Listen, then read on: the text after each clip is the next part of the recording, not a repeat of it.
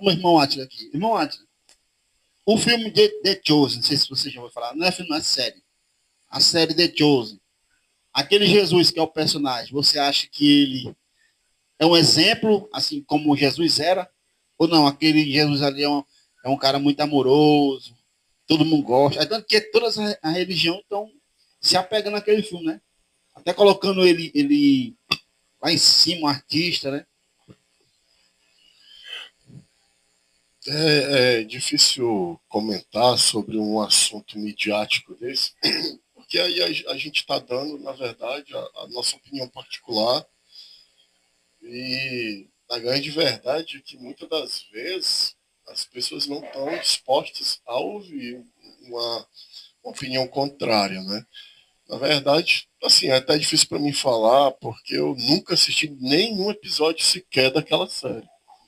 Mas você já ouviu falar? Né? Eu não, nunca assisti um episódio sequer. Né? A minha opinião é que é um erro. Se você quer saber quem é o Cristo, se você quer saber quem é Jesus, leia as Escrituras, que é a fonte de regra, prática e fé do cristão, onde não há erros, nem contradições e nem nada.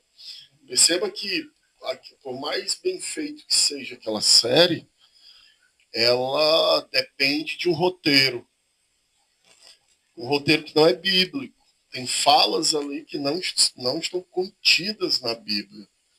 Então, quer dizer, você já desvirtuou o contexto bíblico, certo? Você já inseriu uma percepção, uma cosmovisão de um roteirista. Então, baseado nisso, eu nunca assisti um episódio sequer.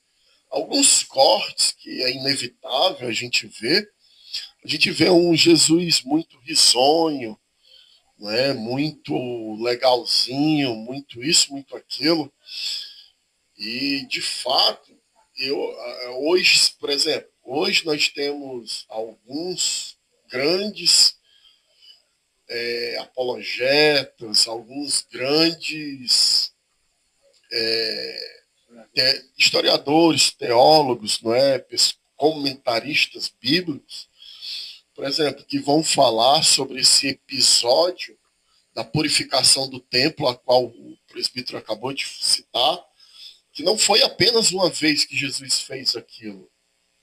Foi pelo menos duas vezes Jesus entrou dentro do templo, da casa que ele chama do pai dele, a casa de oração, e expulsou os cambistas, os comerciantes do templo.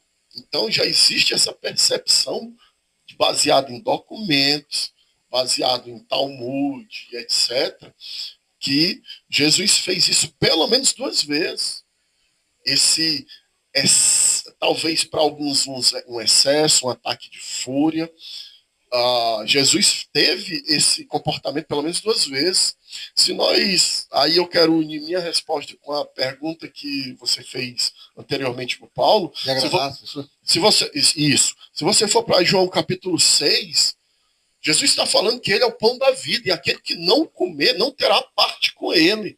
O final do texto do capítulo 6 de João, aproximadamente lá no verso 69, quando um dos discípulos, e aí muitos vão apontar para Pedro, quando ele pergunta, Senhor, palavras duras.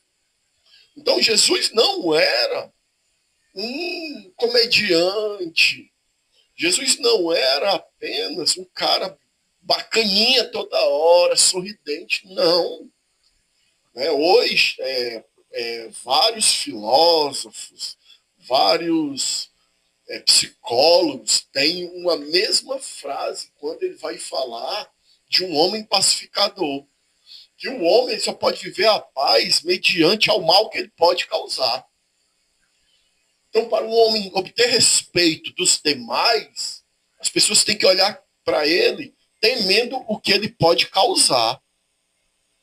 Certo? Então, o homem tem que ser pacificador, mas ele não pode perder a ação de poder causar. Então, Jesus é esse ponto de partida. Não se agrada sempre. É tanto que procuraram e conseguiram acusá-lo injustamente, mas acusaram. Por quê? Porque a menor das preocupações de Jesus era agradar a todos. Mas certo? também como é que eu posso dizer? Não é uma forma de chamar as pessoas não para o evangelho, dizer que estão fazendo, não. Uma forma de chamar a atenção das pessoas, mostrar quem é Jesus. Certo, que não é da forma que vocês estão dizendo, mas é uma forma de chamar as pessoas para Jesus, ou então é só aquela pessoa passa um tempo e já acaba ali. João capítulo 15, eu quero me antecipar antes que o Paulo dê o ponto de vista dele. João capítulo 15, que a gente conhece como a hora 17, na verdade, que a gente conhece muitas Bíblias vão ter a epígrafe como a oração sacerdotal, onde Jesus inicia orando por ele, depois pelos que estavam perto dele, e por fim ele ora pelo mundo. São 3 pontos ali onde Jesus está nos ensinando a orar.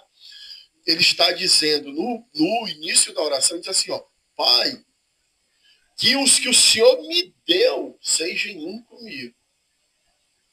Então, Deus, e em outro momento ele diz, aqueles que tu me deste, nenhum se perdeu, a não ser o filho da perdição.